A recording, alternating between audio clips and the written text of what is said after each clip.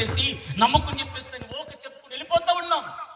కానీ ఆ నమ్మిన వాడి నుంచి ప్రభు ఆశిస్తుంది ఏంటంటే నీ జీవితంలో ఒక క్రొత్త వ్యక్తిని చూడాలి. నీ గొంగర పురుగు జీవితాన్ని తీసివేసి చేతకొక చిరుకుని చూడాలి.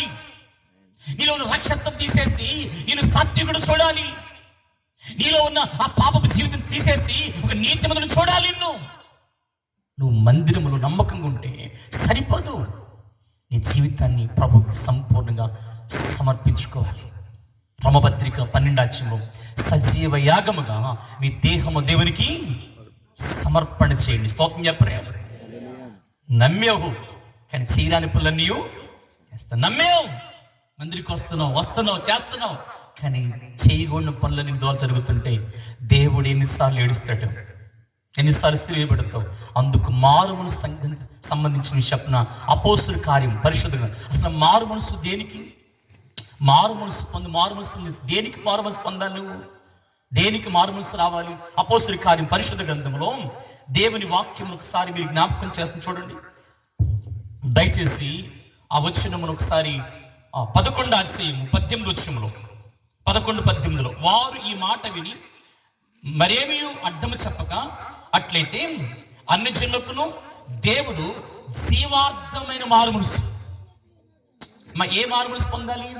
నువ్వు నిత్యము బ్రతికే, నిత్యము సావని స్థలములో యుగాలు కూడా పరలోకలు ఆయనతో పాటు ఉండడానికి ఈ భూమి మీద నీ జీవితాన్ని సంపూర్ణంగా మార్చుకుని ప్రయత్నం చేయాలి. ఆయన జీవము కలిగిన దేవుడు కాబట్టి స్తోత్రం చెప్తున్నా. నిత్య జీవార్థమైన మారు మనసుని కావాలి. కొంత మారతారు కానీ సఖ్యము జరుగొడ్డు సఖ్యము అంటారు కదండి, నిజమేనది. ఈ సగం వ్యక్తి వాళ్ళు ఏ మార్పు కనబడదు, వాళ్ళు ఏ రకమైన ఆ స్వభావము సంపూర్ణంగా మార్చబడలేదు. జీవాత్మను మారు మనసుని కావాలి. ఏ మారు మనసుని కావాలి తెలుసా?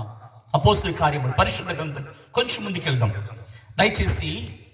ఆ అపోస్తుల కార్యం మారు మనసు గురించి మీకు కొంచెం జ్ఞాపకం ఆశపడుతున్నాను.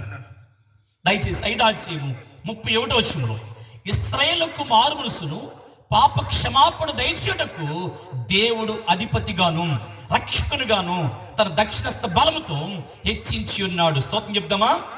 ఇశ్రాయేలుకు మారు మనసును పాప క్షమాపణ దయచేయుటకును. ఏం దయచేయడంట? పాప క్షమాపణకి రావాలి. చెప్పండి, మారు మనసు అంటే పాపాన్ని లోపల పెట్టుకుని కాదు. నీ నడక మార్పు బైబిల్లో పరిశుద్ధ గ్రంథంలో వాడు పాపము చేయటకంటే ఆ కాళ్ళు పరిగెత్తుతున్నాయి అంటండి. ఏం చేయడంట? పాపము చేయటని. కొంతమంది రోజున మారు మనసు అని తెలుసా? వాడు అన్నాడంట, అరే బీరు తాగితే బలం వస్తుందని అంటాడు. ఏమొస్తుందంట? కొంతమంది అందుకే తాగుతున్నారు. ఇప్పుడు కొంతమంది ఎత్తండవాదులు తెలుసా? తాటి చెట్టు చేసింది ఎందుకు దేవుడు? ఏ చెట్టు అంట? తాటి చెట్టు సృష్టిలో ఒక చెట్టు కాదా? దేవుడే తాటి చెట్టు చేసినప్పుడు తాటి చెట్టు వచ్చే కాలు కూడా ఎంత బాగుంటుంది. తాటి చెట్టు చేసిన దేవుడే, ఏ చెట్టు చేసిన దేవుడే. జిల్లెడి చెట్టు కూడా దేవుడేగా. స్తోత్రం చెప్పరే. జిల్లెడి చెట్టు చేసింది కూడా దేవుడే కదా. ఆ జిల్లెడి పాలు కూడా తాగొచ్చుగా. నీ తిక్క సమాధానానికి చెప్తున్నాను. తాడి చెట్టు చేసింది దేవుడే, ఏ చెట్టు చేసింది దేవుడే. స్తోత్రం చెప్పే. 1,00,000 రూపాయలు పెట్టి బండి కొనుక్కుంటున్నావు, 80,000 పెట్టి బండి కొంటున్నావు. దాంట్లో కొన్ని కిలోషన్ పోయి రాదా?